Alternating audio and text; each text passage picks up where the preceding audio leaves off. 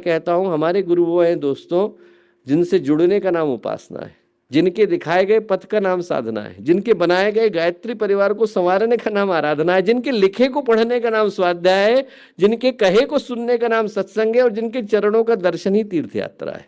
जिसने कर लिया उसका जीवन सौभाग्य में बदल जाता है। भारत के चीफ जस्टिस रहे, पहली बार आए, उनका मन थोड़ा एथीस्ट थे, नास्तिक थे। उनको किसी ने कहा कि भाई बाकी जगहों का पता नहीं, आप शांति कुंज में जाके गुरुदेव के दर्शन करके आओ।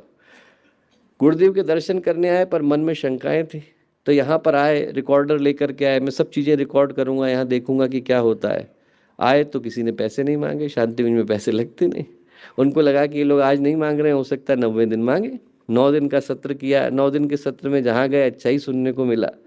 अब जाने का वक्त आया तो जब चाबी देने के लिए गए तो उन्हें जाकर के जैसे ही उस व्यक्ति को चाबी दी तो उसने कहा कि हाँ दे दीजिए। तो उसने कहा आप पैसे नहीं लेंगे? बोले हमारे पैसे नहीं लगते साहब, शांति में पैसे नहीं लगते। तो उनको लगा कि शायद मैं थोड़ी देर रुकूं तो ये पैसे ले ले, थोड़ी देर खड़े रहे। उन्होंने कहा साहब शांति कुंज में नहीं लगते। और लेने वाले व्यक्ति को ही लगा कि हो सकता है इनके पास पैसे नहीं। उन्होंने अपनी जेब से पैसे निकाले, उनको दिए। उन्होंने कहा कि साहब इतनी दूर से आप आए हैं, आप गुरुदेव का साहित्य लेकर के जाइए, रास्ते में लोगों को बांटते हुए जाइएगा। आँख से आंसू गिरे, फूट फूट करके रोए। उनको लगा कि मैं इतने पास आया और मैं अभागा रह गया। रो रहे थे, किसी ने सर पे आकर के हाथ रखा, बोले गुरुदेव बुला रहे हैं।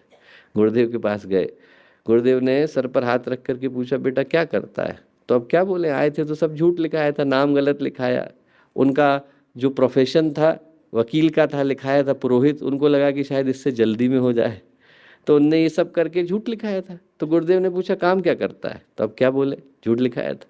तो गुरुदेव क्या बोले? गुरुदेव बोले बेटा चिंता मत कर, पुरोहित भी भगवान का वकील होता है, पुरोहित भी भगवान का वकील होता है। बोले गुरुदेव मैं तो बड़ा अभागा निकला, इतना पास आया और कुछ ले नहीं पाया। गुरुदेव बोले तुझसे ज़्यादा सौभाग्यशाली तो दूसरा कोई नहीं।